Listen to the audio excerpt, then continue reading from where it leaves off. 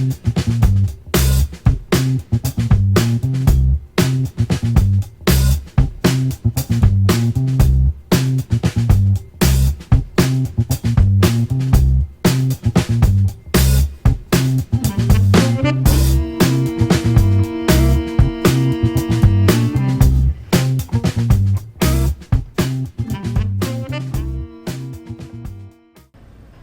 YouTubers, Jay Kilroy back in the shop. Thank you for visiting. Thank you for all my subscribers. Thank you for all my commenters. Thank you very much for participating in my time in the shop. We're going to finish up, for the most part, the power feed. There may be a little follow-on video. There will be a follow-on video after this one. But as of today, the power feed is installed and functional. Still got to do some work to get the limit switch in place. We will discuss the difficulties there. Again, we're adapting power feed for a different style machine to this machine. So there are, challenges with all that. What's going on? What have I been watching? Been watching Adam Booth, of course. Been watching Tom Lipton, of course. Getting ready to do a phase 2 of Tom Lipton's still ill-fated Noga arm carrier that he just did a second video. Still having some difficulties there, but that's why we call it a learning experience. But he added another magnet in here and didn't have the desired effect, but he's getting ready to do number 3, so we'll be watching with anticipation. So let's move on over and take a look at the installation of the power feed, the utilization of the various 3D printed parts, and then the test. Then we'll also talk about speed a little bit. This machine has a coarser lead screw than a Bridgeport. Bridgeport has a 200 thousandths rotation per crank. This has a full 1/4 inch, 250 thousandths. So the result of that is this power feed is pretty sprightly on here, and I went through a process where I used the DRO and a stopwatch to measure the dial. The speed dial isn't calibrated in any way. It just has some dashes, 0 through 9. And I do like they start at 0. Where counting is supposed to start. And so what I did is I went through and starting at 1, 0, it doesn't move at 0. Starting at 1, I tested the speed of the unit at 1, 2, 3, 4, all the way around to 9, and then the rapids to get the idea of what this unit is capable of. And we'll go over that and show you what I found in my test after the installation, and then we'll wrap up. So let's get right with it. All right, we're starting the reassembly, the final assembly of the power feed, and I have the shaft mounted with the 6mm split pin. I have the bearings reinstalled in the end of the new bearings, smooth as glass. These bearings in there must have been bad. Then I have the original bearing retainer in place here, ready to go. And the next thing I'm going to do is mount up my my 3D printed adapter here. So let's go ahead and get that done. Alrighty, so now I'm getting ready to mount. I got this mounted and I'm getting ready to mount the power feed, and I'm inserting the nuts in these slots that I created, and it's a one-way trip. Once they go in, I don't have any good way of getting them out. The not all things are candy. The little collar I put on here, once it got up under a little load, it just went came off. So this is the last one. Basically what I've been doing is tapping these in flush and then driving them with a little punch. So let me get this stuff situated, then we're going to mount the power feed up. Alright, so we got the power feed mounted up. I used these flathead Phillips 1/4x20s that I had on hand.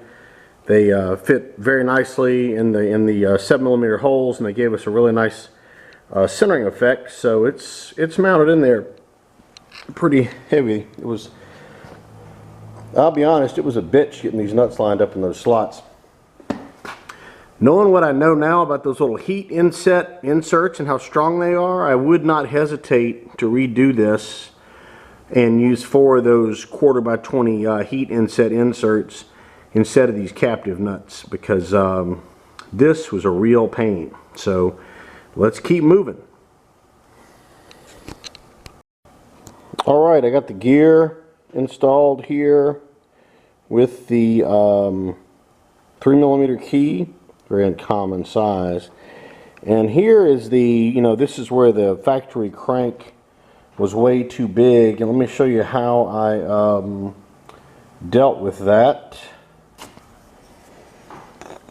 I 3D printed this little jewel here to clean that up a little bit, to take up this space and to fill the gap so that I wouldn't get chips up in here. And here's the little lock ring that holds that in there. Alright. And lastly is the crank. And I drilled and tapped this for a 5/16 by 24 on the ID here. Because given the choice between OD threads and ID threads in this application, I'll take ID threads any day of the week, because you'll be bumping this, knocking this, and these threads will get damaged. Anyway, let me get the crank handle. Alrighty, so here we are. We got the crank on here. I don't have a key in it yet, but this is the kind of crank that freewheels. You have to press in to engage the crank. You have to press in like so. So that when your power drive is running, this won't spin around in circles. At least that's the idea. Had a viewer write in and suggest, he said, hey, look, make sure you got some space in here, right? Because if you don't, a buddy of his broke 3 fingers because he engaged his power feed, and he got his fingers caught in between here. So what I did was, again, going with the kind of the theme, this mixed mode theme we have here, I 3D printed a spacer. You're thinking to yourself, Jay, how lazy was that? There you go. So now I just need to make a little washer and bolt to hold this in, put a key on that, and we are good to go. Well, we've got to mount this, and there's some challenges with this. So let's and then we got a crank on the other hand. I got another crank like this on the other side, and there's some challenges with that as well. So not done yet, but so let's handle one thing at a time. Let's get a key in this crank here, and let's get a bolt and washer made for this application, and let's get this handle secured. All right, I slid a little key up in here, and I can't handle it anymore. We got to plug this baby in and give it a shot.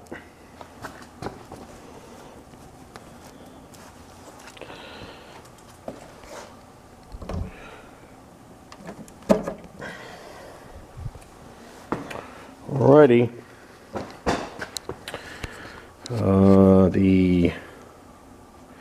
It's on off. Speed adjust is all the way down. Let's see, put it, I guess in the middle is off. Jog switch. Turn it on. That looks good. And let's try it.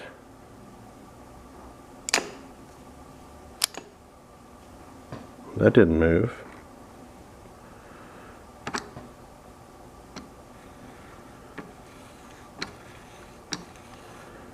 It's not bound up.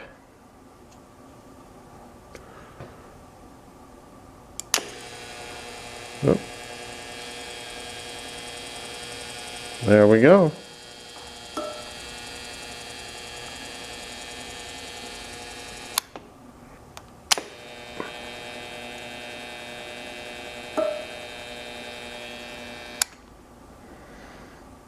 Alrighty, we're feeding. Alright, so let's play with the speed here a little bit. Turn back on. This is 1.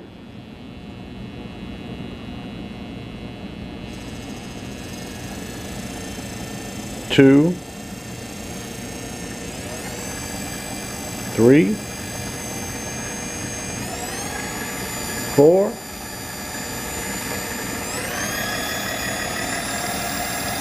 5. Let's wait the other way. 6,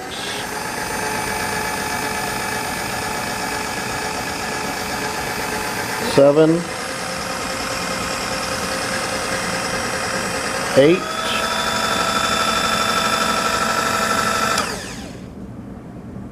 And we'll stop and start back the other way for 9. Full boogie.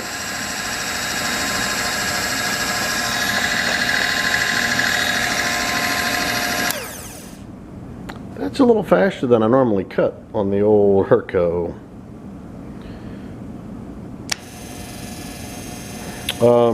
Anyway, we got a jog.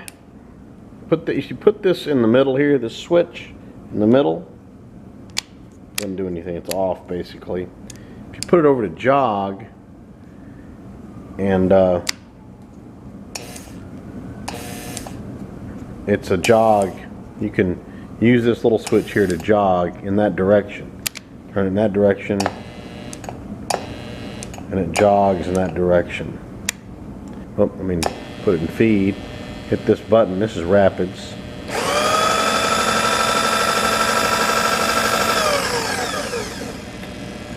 Rapids is slightly faster than 9, but we're going to do a little test with the DRO to see how fast all these speeds are, and then I'm going to throw a little graph up on the page, and we're going to see how that goes.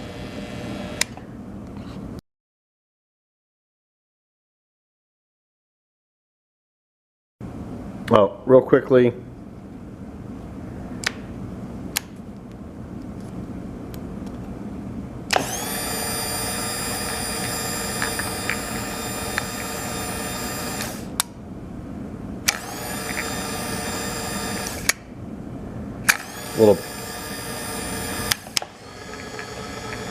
little limit switch test.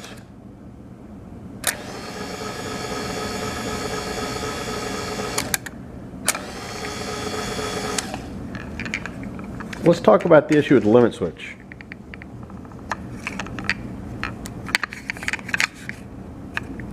See that? designed for the sloping front of a Bridgeport style cross slide carriage there. And this machine has a nice flat spot.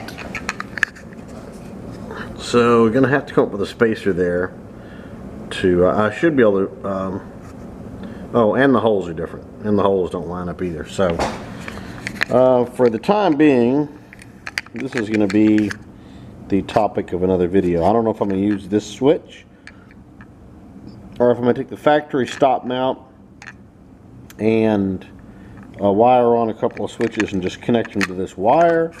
Not really sure how I'm gonna handle that quite yet, but that's the issue with this limit switch assembly.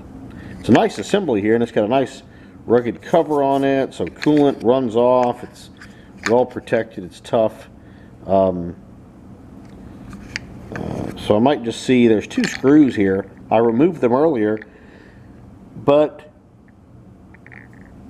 it did not facilitate removing this metal bracket from the switch assembly. So I was going to see if I could make another metal bracket that would bolt in the factory location right here and utilize the switch, but I'm going to have to put a little more thought and time into destroying this switch before that is going to take place. So just wrapping up, I got a little request from James Deedman, I believe it's pronounced.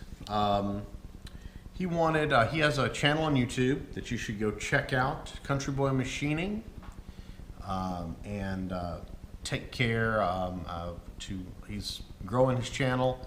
Could use a few views, subscribers, just to, you know, puts a little smile on your face and makes it feel like what you're doing is worthwhile.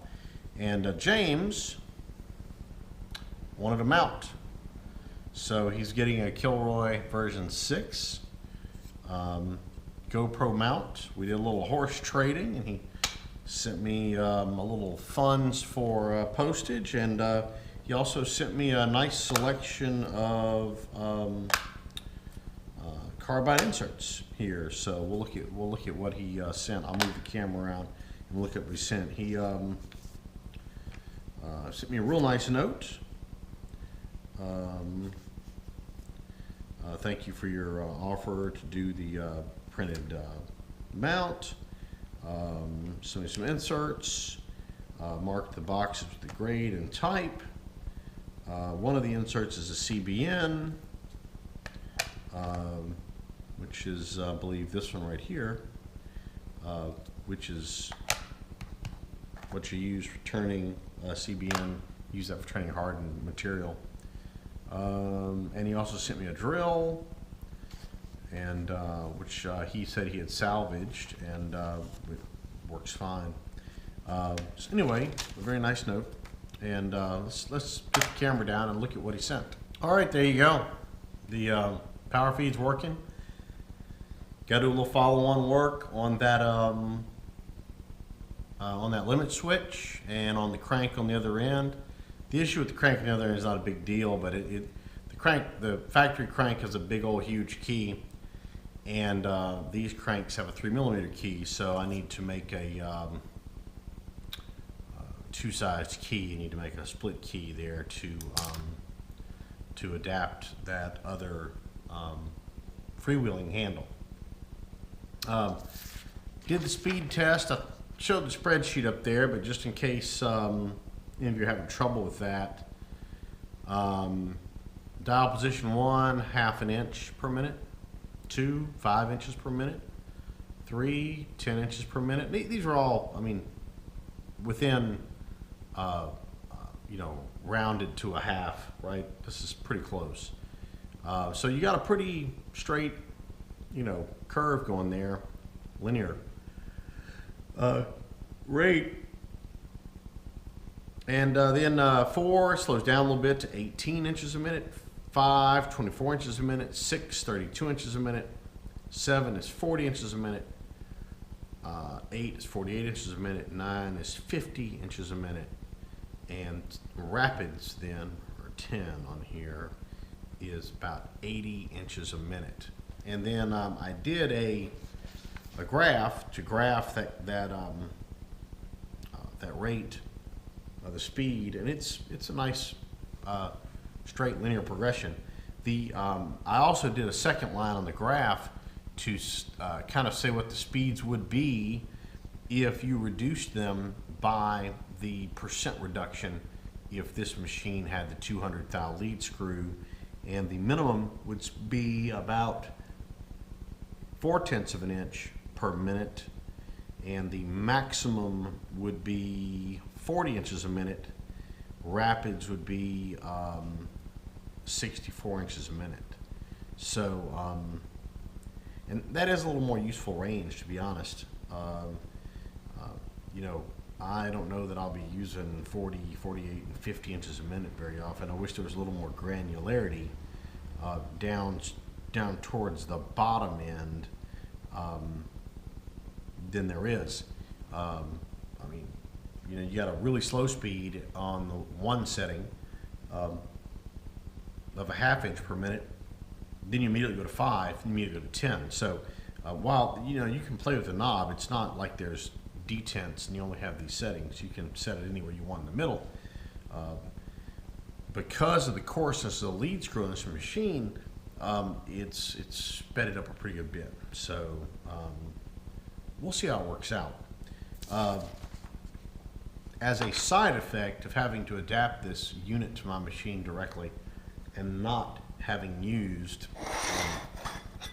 this, if anybody wants this and doesn't mind paying for postage, I'll gladly pack it up and ship it to you. This is a power feed end bracket that I'm guessing will fit a typical 9-inch wide Bridgeport size table. Brand new, never been used. Let's see what else we got in here. That's about it. Yeah, that's the only, I guess,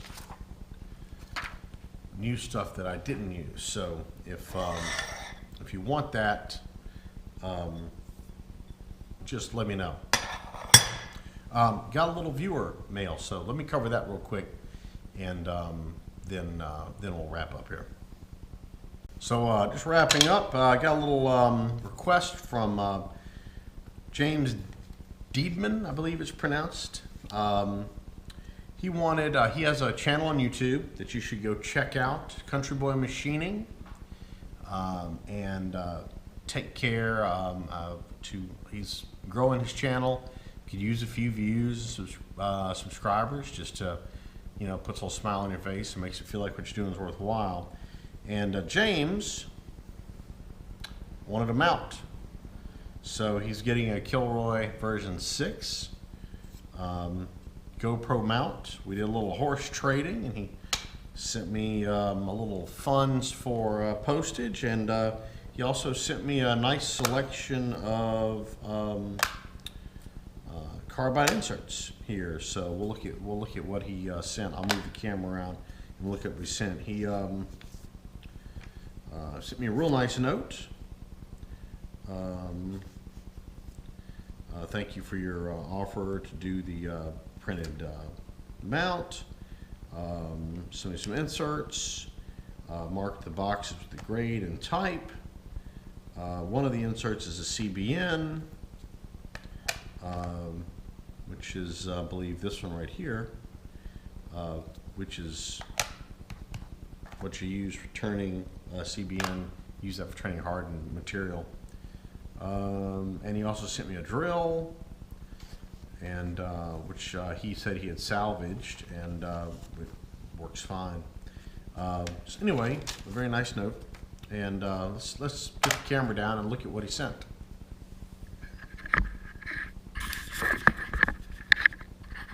Oops.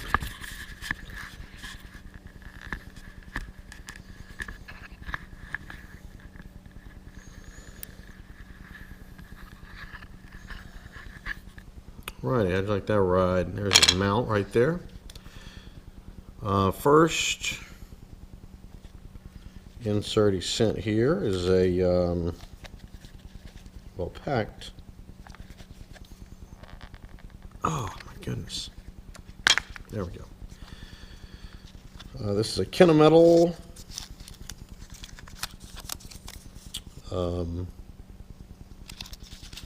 WMC 433 grade KIP 25. Not familiar with that grade, but it is a nice looking insert. I use these size inserts on the pacemaker, and you can take a pretty healthy cut with this size insert. I think 4 size WNMG is good for a 1/4 inch depth of cut. So very nice. He also sent me a having all sorts of trouble with these boxes. Here we go. Here's a CNMG, and this is also a Kennametal insert, KC850. I have used that grade before, so this is a nice insert here. I also use this size on the pacemaker, and I've got a couple of holders that will allow you to use all the points on the insert. So very nice. And what else we got here?